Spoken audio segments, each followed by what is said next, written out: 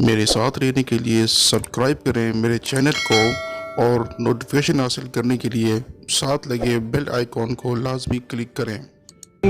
میرا نام مشتاق احمد ہے اور آپ دیکھ رہے ہیں کنیکٹ مشتاق احمد یوٹیوب چینل۔ آج ایک نئی ویڈیو کے ساتھ اور نئے موضوع کے ساتھ آپ کی خدمت میں حاضر ہوں۔ آج کا موضوع بہت ہی پیارا موضوع ہے، تو آپ سے گزارش ہے، اگر آپ میرے چینل پہ نئے ہیں تو آپ سے گزارش ہے کہ آپ میرا چینل سبسکرائب بھی کر لیں اور ساتھ لگے بیل آئیکن کو دبا دیں۔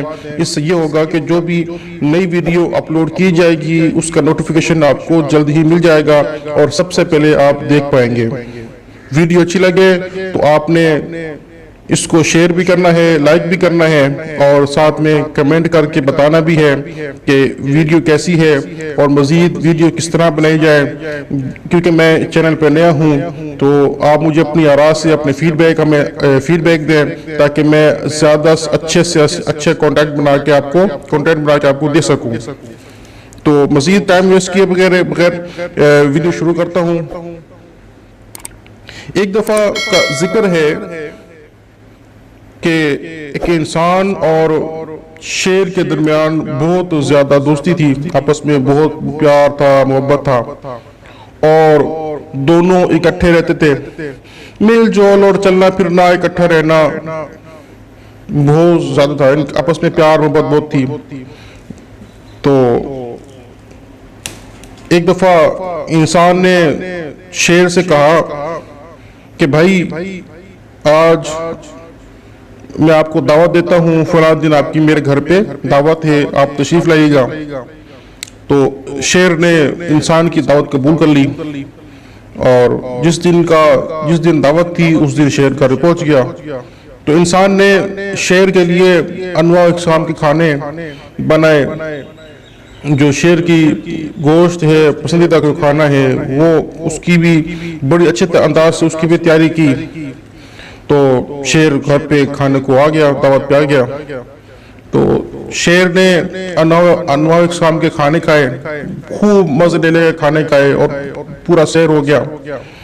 اور کھانے کے بعد پھر جو ہے اپنی زندگی کے تمام حالات کے بارے میں بات چیت ہوئی، جو معاملات زندگی کے بارے میں کافی گپ شپ لگتی رہی، کافی دیر ہو گئی، رات کافی ٹائم ہو گیا۔ تو شیر کو نیند محسوس ہوئی کہ اب جو ہے سونا چاہیے۔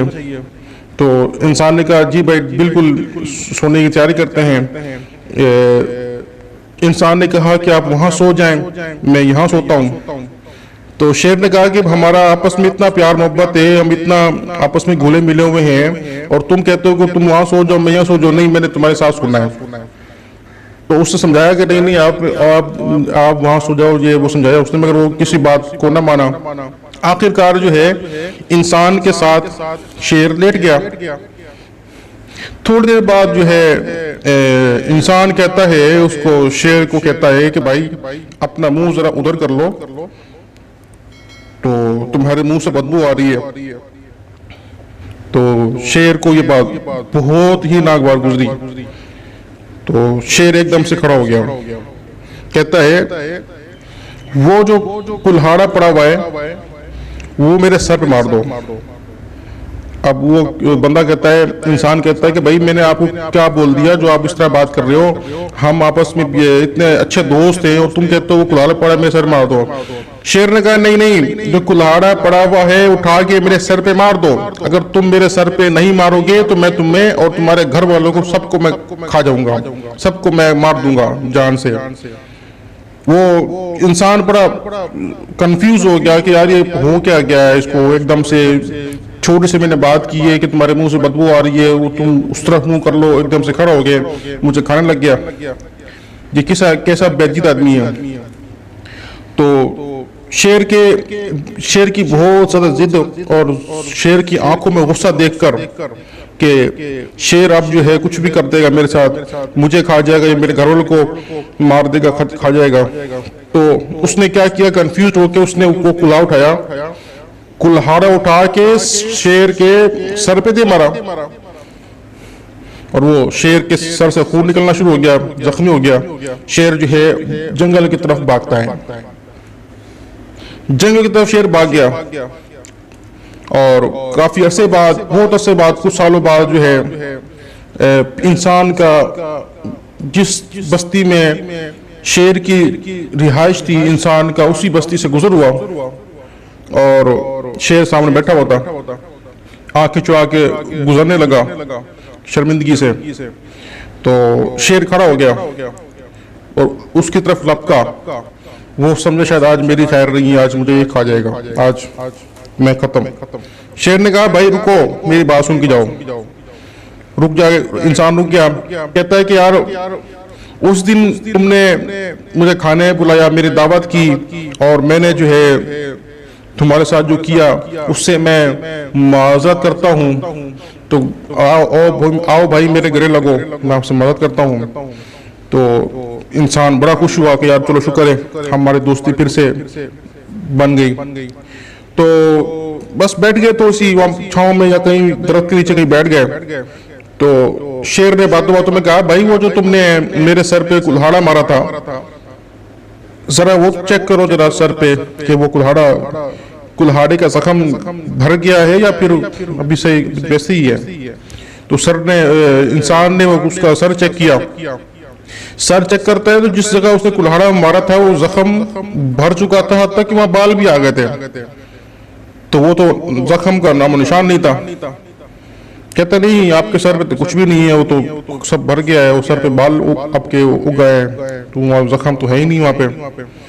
تو شیر نے کہا بھائی میری بات سنو, جو تم نے اس دن مجھے کہا کہ ذرا یار اس طرف منہ کر کے سو جاؤ, تمہارے منہ سے بدبو آ رہی ہے, یہ بات مجھے ایسی ناگوار گزری, میری عزت نفس کو یہ بات اتنی ناگوار گزری کہ بس جس کا زخم آج تک میرے دل میں ہے نہیں بھرا.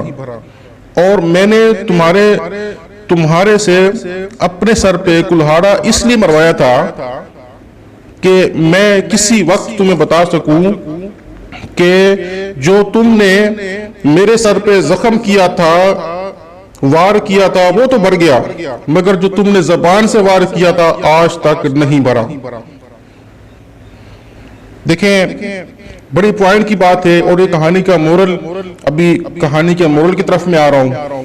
یہ بہت بڑی بات ہے, بڑی پوائنٹ کی بات ہے کہ جب انسان کسی سے بات کرتا ہے, کسی سے کچھ بولتا ہے تو تولتا نہیں ہے, جو آتا ہے بولتا رہتا ہے. ہمیں پتہ نہیں ہے, آپ کو پتہ نہیں ہے کہ جس کو آپ بات کر رہے ہو, جس کو آپ بات بول رہے ہو, کیا وہ بات ٹھیک کر رہے ہو, کیا پتہ اس کے دل پہ بات لگ جائے, کیا پتہ اس کے دل کو یہ بات بری لگ جائے, کیا پتہ اس کی عزت نفس اس سے متاثر ہو جائے, کیا پتہ اس کی عزت نفس کو یہ بات ناگوار گزرے. ہم سوچتے ہی نہیں ہیں اس بات کو, بس جو منہ میں آیا بک دیا, جو منہ میں آیا بول دیا, بولے جا رہے ہیں. بعض اوقات یہ ہوتا ہے کہ آپ بات کر دیتے ہو اور سامنے والا جو ہے وہ چپ کر جاتا ہے, برداشت کرتا ہے وہ, اگر وہ اس کی بات دل پہ ایسی لگ جاتی ہے کہ وہ کبھی مٹتی نہیں ہے. تو اس کہانی کا مورل یہ ہے کہ زبان کا وار کیا ہوا کبھی نہیں ختم ہوتا, حتیٰ کہ اتنے سال بھی گزر جائے. اور تلوار کا وار کیا ہوا, کلہاڑے کا وار کیا ہوا جسم پہ, وہ سال بعد, 6 مہینے بعد, 2 مہینے بعد بھر جاتا ہے, ختم ہو جاتا ہے. دیکھیں آج اپنے ماحول کو ہم دیکھیں, اپنے ارد گرد کے ماحول کو ہم دیکھیں, ہم اپنے رشتہ داروں کے ساتھ, آج اپنے ہم دوستوں کے ساتھ, اپنی فیملی کے ساتھ کس طرح کا رویہ رکھتے ہیں. جب ہم بولتے ہیں تو کیا بولتے ہیں, کبھی ہم نے سوچا, کبھی بھی ہم نے نہیں سوچا. حدیث پاک کا مفہوم ہے, میں نے کتاب میں پڑھا تھا, کتاب کو یہ نام یاد نہیں آ رہا, اس کتاب میں نے پڑھا تھا کہ کسی مسلمان مومن کا دل دکھانا ایسا ہے جیسے معاذ اللہ کعبۃ اللہ کو اڑا دینا. یہ حدیث پاک کا مفہوم آپ سے عرض کر رہا ہوں. تو اتنی بڑی وعید دی گئی ہے اس کے بارے میں، اور آج ہمیں کسی بات کا احساس ہی نہیں ہے.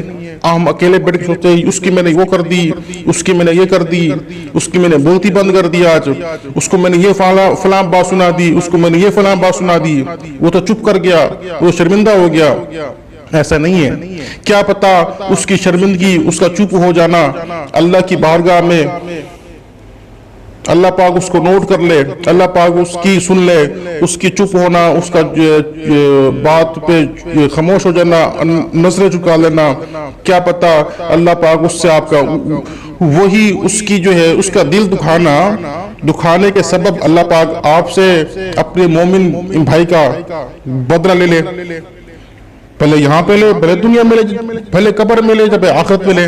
اللہ پاک ہو سکتا ہے تم سے وہ بدلہ لے لے. تو اسی طرح آپ سے گزارش ہے کہ جب بھی بات کریں، جب بھی کسی سے کچھ بولیں تو پہلے اچھی طرح سوچ لیں.